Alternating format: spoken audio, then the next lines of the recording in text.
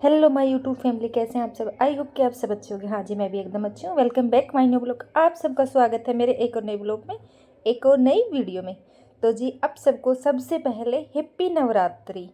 आज से नवरात्रि स्टार्ट हो गई है और मैंने पहना है रेड कलर का और येलो कलर का कॉटन का सूट। और फर्स्ट नवरात्रि में काम हो जाता है ज़्यादा, तो इस वजह से फिर मैंने सोचा थोड़ा सिंपल सूट पहनो और थोड़ा जैसे नवरात्रि होती है या कोई त्यौहार होता है ना, तो उसमें थोड़े से चटक कलर मैं थोड़ा ज़्यादा पहनना पसंद करती हूँ।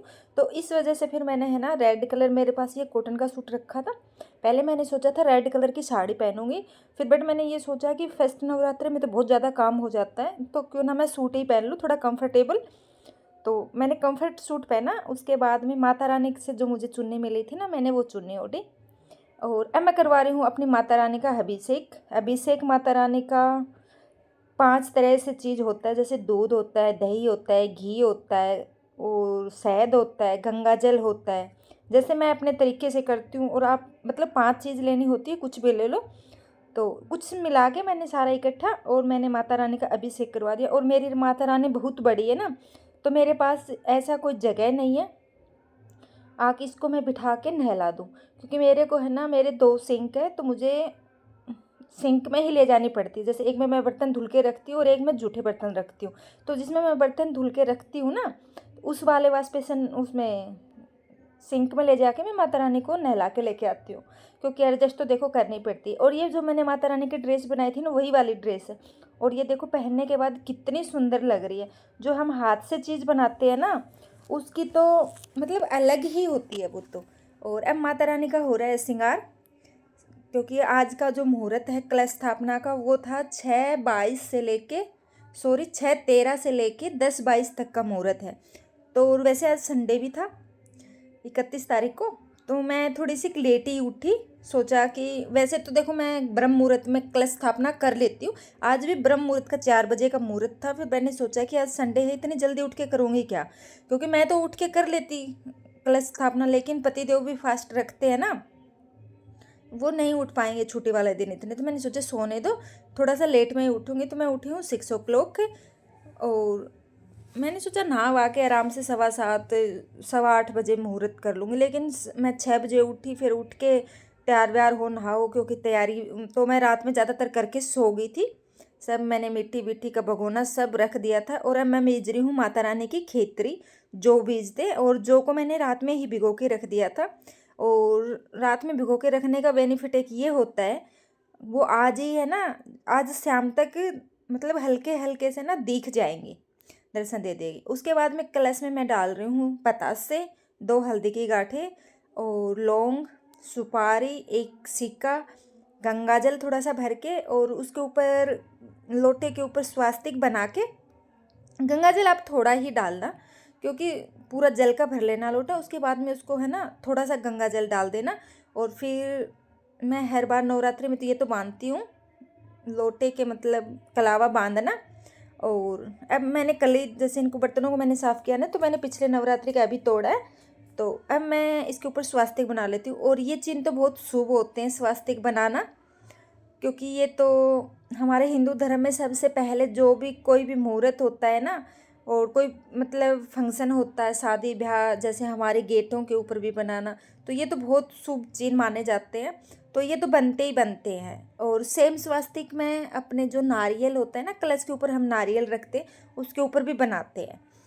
और फिर उसके ऊपर चुन्नी बांध लेते हैं नारियल के ऊपर। बट मैं चुन्नी नहीं बांधती, मैं कलावा ही बांध लेती हूँ, क्योंकि शुरू से देखो जो मैंने चीज़ करी है ना, मैं खाली वही करती हूँ। मैं और ज़्यादा मतलब नहीं करती। पहले हम जैसे शुरू से करने लगी थी ना, तो कलावा ही बांधते थे।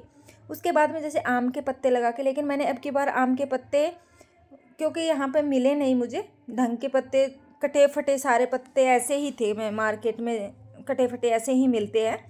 और तो फिर मैंने सोचा चलो अशोक का पत्ते लगा दूँ। आप अपनी इच्छा से अशोक के पत्ते भी देखो। मेन बात तो क्या होती है ना, भाव होना चाहिए आपका, वो चाहे आम के पत्ते हो या फिर अशोक के पत्ते हो। तो उसके बाद उसके ऊपर कटोरी में भर के थोड़े से चावल रख दो कलश के ऊपर। उसके बाद उसके ऊपर मैंने नारियल रखा है, और ये हो गई है मेरी कलश स्थापना। अभी लगभग ये मान लो 8:15 है, तो फिर मैंने सोचा कि 8:15 बजे ही कर दूँगी। क्योंकि जब पतिदेव नहाए वाए सब तैयारी करी, तो जब तक 8 बज गए, तो फिर 15 मिनट और मैंने वेट कर लिया। इस टाइम मैंने 8:15 कलश स्थापना करी और अपने अखंड ज्योत मैंने जला दी है माता रानी की। और 9 दिन की पूजा अब मेरी चलती रहेगी। और ये नवरात्रि मैं खूब धूमधाम से मनाती हूँ, और एक बहुत बड़ा त्यौहार है नवरात्रि का। जैसे और त्यौहार तो आते हैं ना, तो वो 1 दिन के 2 दिन के आते हैं, लेकिन ये पूरे त्यौहार पूरे 9 दिन के हैं। और ये 9 दिन मेरे लिए एक जैसे ही रहेंगे। जैसे दीपावली हमारे लिए एक दिन खूब धूमधाम से रहती है ना, ऐसे ही 9 दिन मेरे लिए खूब धूमधाम से रहेंगे। तो मैं खूब अच्छे से मनाती हूँ नवरात्रि को। इसमें कुछ मुझे पूजा पाठ पाठ भी करने रहते हैं, तो वो थोड़ा सा मैं टाइम निकाल के कर लेती हूँ। वो कभी फिर आगे बताऊँगी, आगे वीडियो बनाऊँगी तब। फिर मैंने भगवान जी को सबको तिलक लगाया। और हाँ, तिलक एक चीज़ और होती है, जैसे कि ये भगवान जी है ना, जिनकी तस्वीर है, इनके ऊपर मैं तिलक लगाती हूँ ना, तो जैसे मेरी लक्ष्मी जी के पूरे माथा रेड रेड हो गया, तो मैं हल्का सा ही टच करती हूँ उनको, जरा सा नाम मात्र का, ज़्यादा नहीं करती, क्योंकि फिर उनका फेस ख़राब हो जाता है ना, तो फिर मुझे अच्छे नहीं लगते। मैं सोचूँ यार देख निकल नहीं रहा, जैसे मेरी लक्ष्मी जी का है ना, पूरा फेस रेड हो रखा, जैसे आँखें वाखें नाक वाखें, क्योंकि वो बह जाता है। तो उसके बाद मैंने ये थोड़ा सा ध्यान रखना अपना शुरू कर दिया। और अब नंबर आ गया है हवन का। और जब हम हवन करते हैं, उसमें जो माता रानी को भोग लगता है ना, जैसे मैंने आज मिश्री 2 लौंग या पतासे, लौंग का, इसका इलायची का तो भोग लगता ही लगता है माता रानी को, साथ में पतासे और क्या था मिश्री, ये सब चीज़ें, और फ्रूट का माता रानी को भोग डेली लगेगा। तो उसके लिए फिर जैसे 2 लौंग, थोड़ी मिश्री या पतासा, आप हवन में जब हम हवन करते हैं ना कपूर डाल के। और सामग्री मैंने पिछली वीडियो में बताया था, मैंने हवन सामग्री बना ली थी, तो अब ये मेरी खूब 9 दिन तक काम आएगी। कई बार तो ऐसा है ना कि बच भी जाती है, तो मेरे बाद में भी काम आ जाती है। और जो हम माता रानी को भोग लगाते हैं ना, हवन में हम भोग देते हैं, तो वो मैंने देखो, मैं भी सुना है, अब वो सीधा हमारे देवताओं तक पहुंचता है। तो फिर मैंने चलो हवन कर लेती हूँ अब। उसके बाद में करेंगे आरती। और पतिदेव भी साथ ही हैं, साथ ही पूजा पाठ कर रहे हैं, क्योंकि आज संडे था, नहीं तो इनकी जल्दी होती है ना। तो कई बार ये होता है कि थोड़ी सी मेरे को पहले कलश स्थापना कर देनी होती है, फिर बाद में ये पूजा करके नॉर्मल और चले जाते हैं। लेकिन आज संडे है, तो आराम से कलश स्थापना करी है, और आराम से दोनों ने माता रानी की खूब आरती करी है।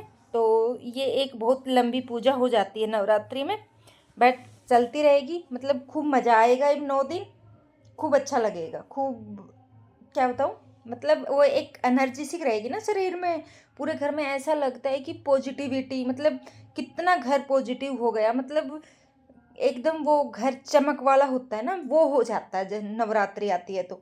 और खूब मन लगता है। और जब लास्ट वाले दिन होता है ना, तो ऐसा लगता है घर बिल्कुल सूना सूना सा, और क्या बताऊँ, मन नहीं लगता उस दिन, ये लगता पता नहीं हमारा क्या खो गया। और हाँ, ये तो चलता रहेगा। साथ के साथ मैं बता दूँ, जो काम कर रही हूँ वो भी, कल शाम को पतिदेव फ्रूट लेके आए थे, कुछ सब्जियां भी आई थी। सब्जियां खराब ज़्यादा नहीं है, खाली खीरा और लौकी, क्योंकि नवरात्रि में यही सब्जियां चलेंगी। पतिदेव के भी पूरे 9 दिन के फास्ट रहेंगे, और मेरे भी। और हाँ, पतिदेव कल फ्रूट ले आए थे, मंडी गए थे, तो वहाँ से इकट्ठे फ्रूट उठा लाते हैं। तो इन्होंने ली थी 1 पेटी ऑरेंज, 1 पेटी ली थी अनार, और 1 पेटी ली थी एप्पल। तो ऑरेंज और अनार देखो, एक एक पेटी तो है ना, एक फैमिली के लिए बहुत ज़्यादा हो जाती है, क्योंकि 10-10 किलो की पेटी आती है। तो क्या होता है ना कि 2 फैमिली मिलके हाफ हाफ कर लेते हैं, तो 5-5 केजी बच जाता है पर फैमिली। तो ये फ्रिज में लग जाते हैं। जैसे अनार है ना, उनको आप बाहर ही छोड़ दो, तो वो 20-25 दिन तक ख़राब नहीं होते, क्योंकि उसमें जो कागज़ की, एक जो पेपर की, न्यूज़पेपर की आती है ना, छोटे छोटे पीस आते हैं, कतरन से आती है, उसी में लिपटे रहने 2 अनार को, तो वो ख़राब नहीं होते। और हाँ, ऑरेंज और एप्पल को मैं फ्रिज में लगा दूंगी, तो ये मेरे महीने भर तक रख लो, ख़राब नहीं, बट महीने चलेंगे नहीं, मेरे को ये लग रहा है। बट इनको महीने भर रख लो तो ख़राब नहीं होते। तो रात में ले आए थे, तो इन्होंने क्या करा था कि ऑरेंज और अनार तो अपने दोस्त के साथ कर ली थी, इसने पार्टनरशिप, हाफ हाफ कर लिए थे। और जो एप्पल थे वो बच गए थे, वो मेरी फ्रेंड ने, हमने दोनों ने कर लिए हाफ हाफ, तो मेरे 5-5 किलो ही बचे हैं। लेकिन चल जाएगा काम, क्योंकि अब नवरात्रि में वैसे ज़्यादा भी लगेंगे। और फ्रूट तो देखो लगते ही हैं, हर दिन का काम है, तो हर दिन लाने होते हैं। इससे अच्छा एक ही बार ले आओ, हर दिन का झंझट। कई बार ये होता है ना कि मैं जैसे इनको बोल देती हूँ आके आज फ्रूट ख़त्म होने वाले ले आना, तो ये ऑफिस से बाई चांस लेट हो जाते हैं या इनके दिमाग में नहीं रहता, तो उस दिन फिर फ्रूट नहीं आते। ऐसे होता था। तो फिर सुबह ये होता था गुड़िया को, क्योंकि डेली फ्रूट जाता है सुबह एक फ्रूट, तो फिर मैं ये सोचती थी यार फ्रूट नहीं है, तो फिर कई बार ड्राई फ्रूट ही मुझे मखाने होते हैं ना ड्राई फ्रूट में, वो देने पड़ते थे। तो इस वजह से है ना फिर इकट्ठे लाने लग गए, क्योंकि कई दिन चल जाता है और जब ख़त्म होने को होते हैं तो जब तक फिर इनका मतलब चक्कर लग जाता है तो चल जा मतलब ले आते हैं। और आज फ्रिज की भी थोड़ी सफाई करनी थी, क्योंकि नवरात्रि चल रही है, तो नवरात्रि से पहले है ना मैंने फ्रिज की सफाई नहीं करी थी, क्योंकि टाइम ही नहीं मिला, इतना काम हो गया था साफ़ सफाई करने, नवरात्रि की तैयारी करनी। तो सोचा कि आज नवरात्रि है ना, फर्स्ट नवरात्रि, तो आज ही करूँगी। और जो सब्जी आई थी टमाटर और खीरा लौकी, इनको भी धुल के रख दूँगी, जब यूज करने होगी ना तो फटाक से यूज कर लूँगी। और मेरी आदत भी है जब सब्जी आती है ना, और ये आदत कब से पड़ी, जब कोविड आया था ना तब से ये आदत इतनी गंदी हो गई है कि कोई भी सब्जी आओ उसको धुल के रखते हैं, क्योंकि कोविड के टाइम में बहुत सब्जी धुल धुल के रखी है ना, तो वो आदत सी बन गई है एक। तो अब मेरी आदत ऐसी हो गई है कि मैं जो फ्रूट आते हैं उनको धुल के ही फ्रिज में रखती हूँ। और अभी तो मेरा पड़ा है मक्खन इकट्ठा हो रखा, मतलब घी वो मलाई इकट्ठी हो रखी है। जब हम उदयपुर गए थे ना उससे पहले की भी मलाई इकट्ठी करके जा रही थी मैं, और उसके बाद की भी, तो बहुत ज़्यादा मलाई इकट्ठी हो रही थी। तो आज मेरे को वो मक्खन भी बनाना है और मक्खन से फिर घी बनाऊंगी। और आज शाम को बनेगी साबूदाने की खिचड़ी। तो फिर मैंने उसके लिए, क्योंकि साबूदाने को है ना 4-5 घंटे के लिए भिगो के रखना पड़ता है, तो उसको मैंने सुबह ही रख दिया था। और अब ये टाइम हो गया था शाम का, मेरा घी भी सब बन गया था, तो सोचा कि चलो फिर मैं थोड़ी सी रेसिपी भी शूट कर ही लेती हूँ। तो साबूदाने की खिचड़ी के लिए मैंने लिया घी, क्योंकि व्रत में ऑयल वॉयल नहीं खाते, तो घी में ही मैं बनाती हूँ। उसके लिए उसमें घी डाल के थोड़ा सा मैंने मूंगफली के दाने, और हाँ मूंगफली के दाने मुझे बड़े पसंद है साबूदाने की खिचड़ी में, मतलब जो चाट सी बनेगी उसमें। तो मूंगफली के दाने मैंने भून लिए, और भूनने के बाद में जो आलू मैंने काट रखे थे ना उनको डाल के और सेंधा नमक डाल के, और उसको मैंने धीमी आंच पे पकने के लिए रख दिया। उसमें पानी वानी कुछ नहीं डालती, अगर पानी डालोगे ना तो आपकी खिचड़ी बिल्कुल अच्छी नहीं बनेगी, चिपचिपी हो जाएगी, वो एक मतलब इकट्ठी हो जाएगी। और ये देखो कितनी खिली खिली बनी है। और अभी तो ये और अच्छे से बनेगी ना, तब दिखाती हूँ।